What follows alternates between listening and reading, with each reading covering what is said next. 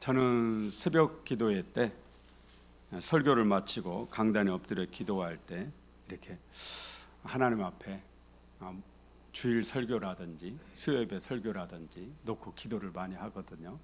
그럴 때 이제 마음속에 떠오르는 영감이라고 그러죠. 영감이 많이 떠오릅니다. 그러면 이제 그거를 메모를 이렇게 해야 되는데 그때 제가 깨달았어요. 캄캄하고 어두울 때는 안경이 아무 소용이 없구나. 그때 깨달았어요. 쓰나 안 쓰나 어차피 안 보입니다.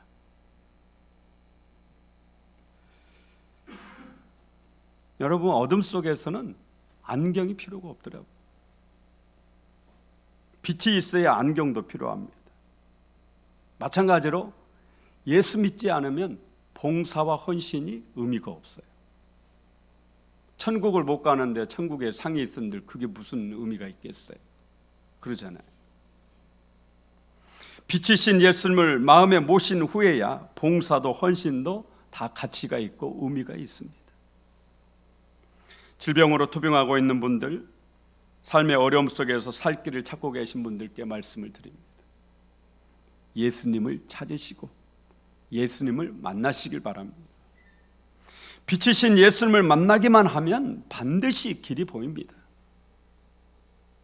예수님을 만나면 평소 눈으로 보지 못했던 새로운 길이 반드시 보이게 되어 있습니다. 영안이 열리는 것이죠. 성경을 읽어보십시오. 예수님을 만난 사람마다 다 살았습니다. 예수님을 만나서 못 고친 병 없습니다. 예수님을 만나면 죽은 자도 살아났어요. 나사로 봐보세요. 죽어가지고 썩어서 냄새가 나는데도 예수님을 만나니까 무덤 문을 열고 염을 한 그대로 걸어서 나오잖아요. 예수님을 만나는 순간 기적의 역사가 일어날 줄로 믿습니다. 빛이신 예수님을 만나는 순간 나를 덮고 있는 모든 어둠의 세력이 한순간에 사라지는 겁니다. 사람은 누구나 다 마음에 어두운 구석이 다 있죠. 여러분 마음을 한번 들여다보세요. 어두운 구석이 있습니다. 예수님을 만나야 그 어둠이 떠나가는 겁니다.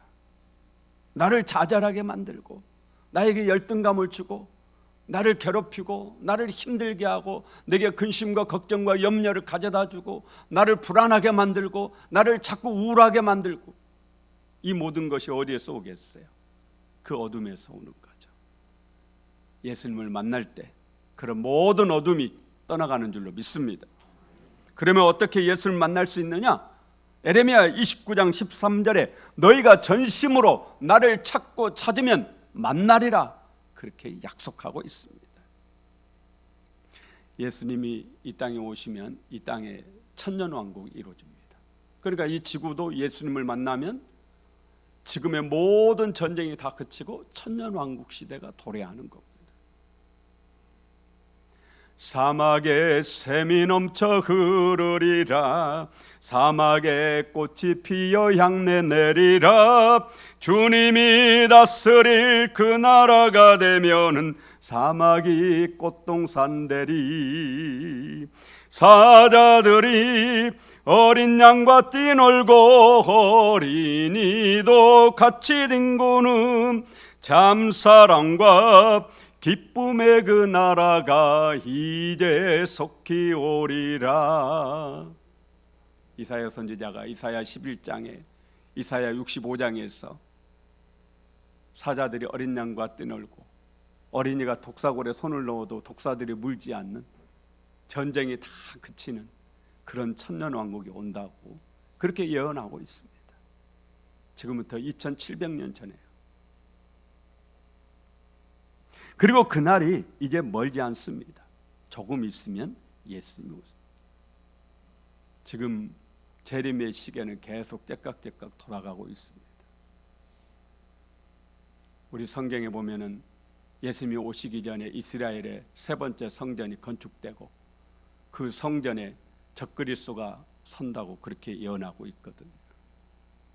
그런데 얼마 전에 CTS에서인가요? 탤런트 이성미 씨가 아주 신앙생활을 잘합니다. 이성미 씨. 예루살렘을 방문을 했는데 예루살렘 납비의 집을 방문을 한 거예요. 안식일 날. 혹시 보신 분들 계신가 모르겠어요. 그때 그 납비가 기념으로 선물을 주는데 제3성전 설계도를 선물로 주더라고요. 제가 깜짝 놀랐어요.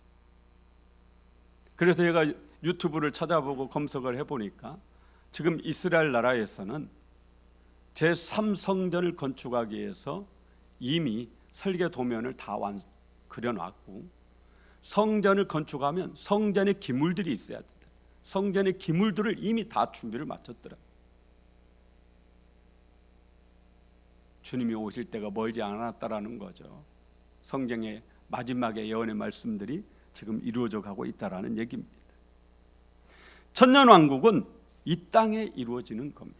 그래서 어떤 사람들은 이 땅에서 천국이 이루어진다, 지상낙원에서 영원히 살리라, 그렇게 주장하는 사람도 있습니다. 그런데 예수님 말씀을 읽어보면 천국은 이 땅이 아닙니다. 천년왕국은 이 땅에 이루어지지만 천국은 이 땅이 아니에요. 요한복음 14장 1절 이하에 너희는 마음에 근심하지 말라. 하나님을 믿으니 또 나를 믿으라. 내 아버지 집에 거할 곳이 많도다. 내 아버지 집 천국을 말하는 거죠. 그렇지 않으면 너희에게 일렀으리라. 내가 너희를 위하여 거처를 예비하러 가노니, 내가 너희를 위하여 살 집을 예비하러 간다라는 거예요. 가노니, 가서 너희를 위하여 거처를 예비하면, 살 집을 다 준비하면 내가 다시 와서 너희를 내게로 영접하여 나 있는 곳에 너희도 있게 하리라.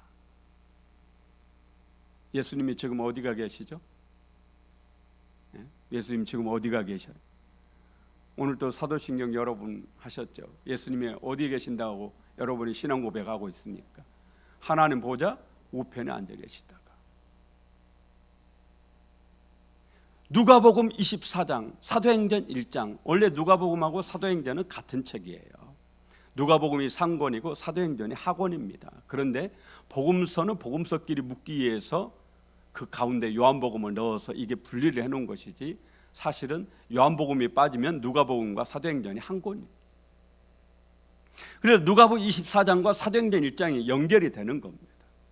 거기를 읽어보면 예수님이 감람산에서 하늘로 승천을 하시거든.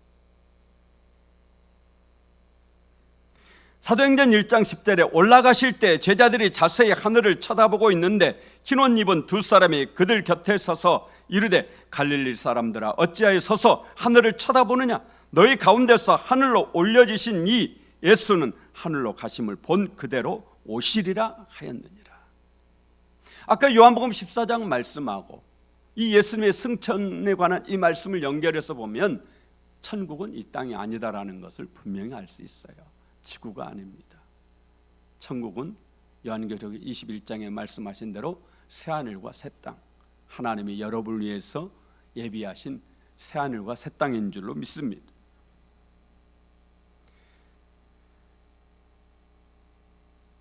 오늘 읽은 달란트 비유를 제대로 이해를 하려면 이 비유가 마태복음 25장에 기록되어져 있다는 것을 염두에 두고 읽으셔야 돼요. 왜 이게 중요하냐? 마태복음 24장과 마태복음 25장을 우리가 종말장이라고 그럽니다.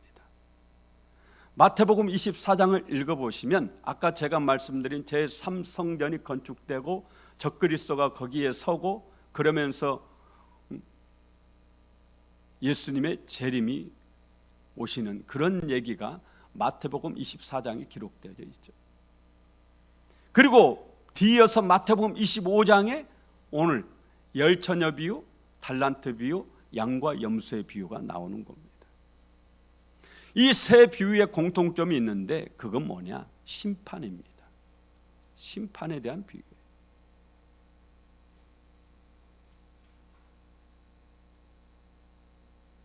열처녀 중에 슬기로운 5처녀는 칭찬을 받고 미련한 5처녀는 심판을 받습니다.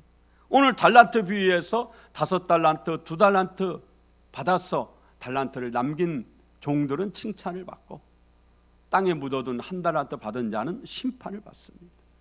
양과 염소에 비유해서 양은 칭찬을 받고 염소는 심판을 받습니다. 이 심판은 종말에 있을 심판이에요. 지금 있는 심판이 아니고 세상 끝날 종말에 있을 심판. 주인이신 예수님이 오셔서 우리를 심판하신다라는 거예요. 그걸 우리에게 말씀하고 있는 겁니다. 여러분이 어떤 삶을 사시든지 간에 그 삶에 대한 심판이 분명히 있다라는 것을 알라라는 겁니다. 성경이 그 말씀을 하고 있는 거예요.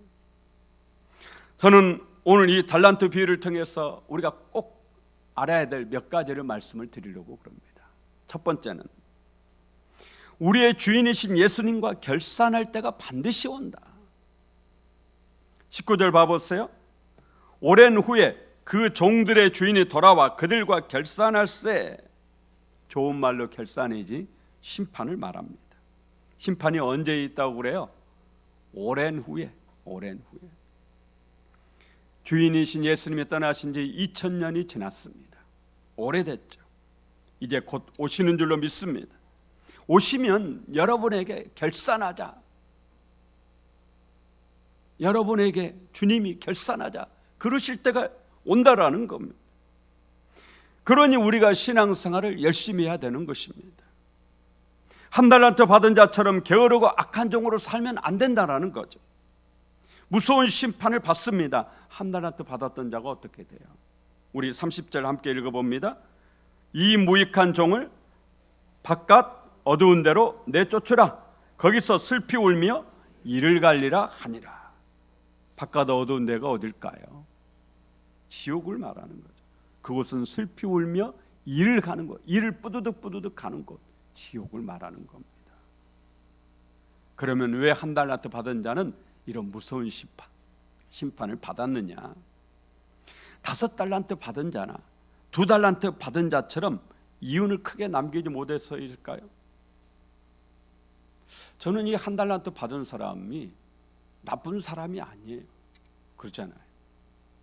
한 달란트는요, 지금 우리 돈으로 말하면 6억입니다. 6억. 그런데 그 돈을 안 까먹고 다시 내놓은 것만 해도 저는 훌륭하다. 그러잖아요.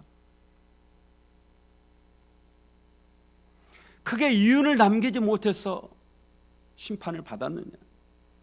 저는 그렇게 보지 않습니다. 한 달란트 받은 자가 심판을 받은 진짜 이유는 오늘 24절, 25절에 있습니다. 24절, 25절 함께 읽어볼까요? 한 달란트 받았던 자는 와서 이르되 주인이여 당신은 굳은 사람이라 심지 않은 데서 거두고 해치지 않은 데서 모으는 줄을 내가 알았으므로 두려워하여 나가서 당신의 달란트를 땅에 감추어 두었었나이다. 보소서 당신의 것을 가지셨나이다. 한 달란트 받은 사람의 주인에게 당신은 굳은 사람이라 그렇게 말해요.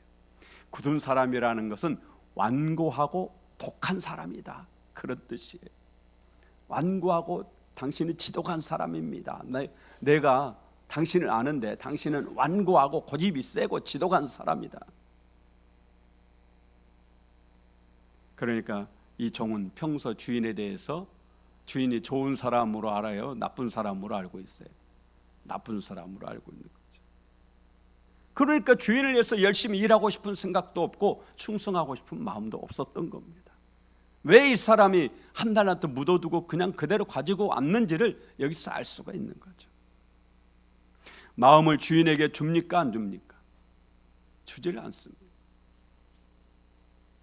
예수님께 마음을 주지 않는데 예수님이 그 사람을 천국으로 인도해서 함께 사실 수 있겠어요? 여러분이 예수님께 마음을 주지 않는데, 여러분이 예수님께 마음을 주지 않고 예수님을 믿지도 않으면서 천국 가야 되겠다, 이거는 이율배반적이잖아요. 마음을 먼저 주인에게 주었어야죠. 주인을 믿었어야죠. 주인은 이 종을 믿고 6억이라는 큰 돈을 맡기고 떠난 겁니다. 외국으로. 그런데 정작 이 종은 주인을 믿지를 않은 겁니다. 마음을 주지 않는 거예요. 나쁜 사람, 아주 지독한 사람. 부활하신 예수님이 베드로를 찾아가서 만나시죠. 그러면서 베드로에게 양떼를 맡깁니다.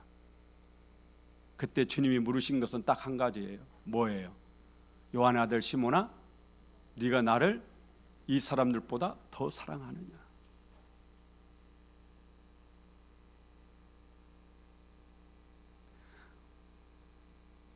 여러분이 몇 달란트를 받았든지 간에 중요한 것은 뭐냐? 베드로에게 물으셨던 그 질문이에요. 내가 예수님을 사랑하는가? 만약에 이 한 달란트 받았던 사람이 예수님을 사랑했다면 그는 분명히 그 한 달란트를 가지고 두 달란트를 남기든 세 달란트를 남기든 그랬을 겁니다. 그런데 그게 없는 거예요. 그게 오늘 이 시간에 여러분 마음속에 주님을 사랑하는 마음이 있으시기를 간절히 원합니다. 예수님을 사랑해야 충성할 수 있는 거예요. 예수님을 사랑하지 않는데 어떻게 충성할 수 있겠어요? 충성이라는 헬라어 단어가 피스티스입니다. 놀랍게도 믿음이라는 단어하고 똑같습니다. 피스티스, 충성, 믿음 이렇게 번역이 됩니다. 그러니까 믿음이 있어야 충성할 수 있는 거예요. 동물 중에 가장 충성스러운 동물이 뭐죠? 개죠. 구약의 인물 중에 이름이 개가 있어요. 개. 우리 이 개 같은 그러면 아주 기분 나빠하는데 사실은 이 사람을 알게 되면 그렇게 기분 나빠할 일이 아니에요. 이름이 개예요. 개, 도그, 개. 누굴까요? 갈렙입니다. 여호수아와 갈렙에서 갈렙이라는 이 이름의 뜻이 개입니다. 개. 출애굽한 이스라엘 백성 중에 절대 변치 않는 믿음, 어떤 경우에도 흔들리지 않는 믿음, 누구예요? 갈렙이에요. 다른 사람들은 다 배반하고 다 등 돌리고 원망하고 그래도 변치 않아요. 누가요? 개가, 갈렙이. 진짜 개처럼 끝까지 충성하거든. 어렸을 적에, 요즘에는 뭐 세상 뒤집힐 얘기지만 어렸을 적에 삼촌들이 우리 집 노랑이를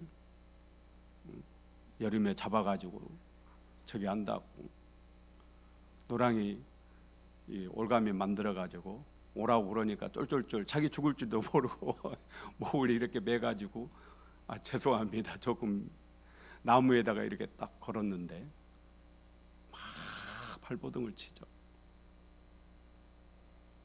그러다가 줄이 약했는지 톡 떨어졌어요. 요 녀석이 달아나 버렸네요. 그런데 잠시 후에 삼촌이 또 부릅니다. 올가미 만들어서 와요 안 와요? 옵니다. 그렇게 죽었어요. 그래서 사람들이 개를 좋아하는 겁니다. 사람은 배반해도 개는 배반하지 않거든. 자식도 배반하고 그러는데 개는 배반하지 않아요. 그래서 개를 좋아하는 거예요. 갈렙은 정말 개처럼 하나님께 죽을 때까지 변찮는 믿음으로 충성을 했습니다. 10명의 정탐꾼들은 가나안 땅의 거인족들 보고 그냥 딱 등 돌리고 하나님 원망하고 하나님 앞에 막 화를 냅니다. 우리를 죽이려고 가나안으로 데리고 가느냐. 그런데 갈렙은 거인이든 뭐든 환경 그런 것 상관없어요. 변치 않습니다. 흔들리지 않습니다. 하나님도 이런 갈렙에게 복을 주셨는데 갈렙이 훗날 이 거인족 네피림들을 다 물리치고 이스라엘 최고의 땅인 조상들의 묘지가 있는 신앙의 본거지인 헤브론을 차지합니다.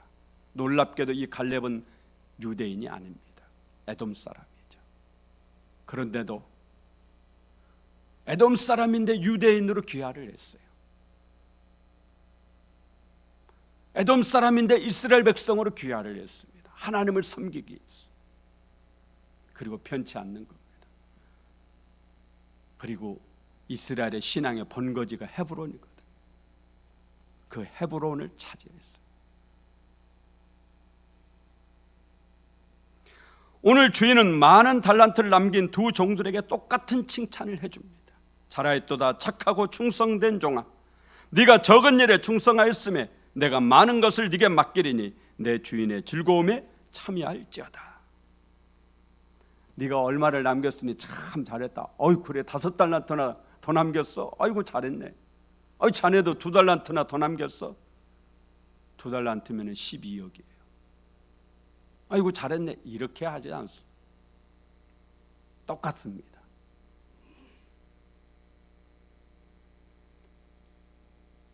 $30억 받아가지고 60억 남긴 종이나 12억 받아가지고 24억 남긴 종이나 칭찬이 똑같으세요. 얼마를 남겼으니까 잘했다 이런 말은 한마디 없습니다. 네가 큰 목회했으니 잘했다 착하고 충성된 종아, 네가 큰 교회 이루었으니 잘했다 착하고 충성된 종아. 하나님이 우리 목사들을 그렇게 평가하시지 않는다. 그렇게 평가하시지 않으시죠. 진짜 하나님을 신뢰하고 충성했는지를 보실 겁니다. 하나님은 하나님을 믿고 충성했다고 칭찬하세요. 잘하였도다 착하고 충성된 종아. 하나님께 충성하는 사람이 착한 사람이에요.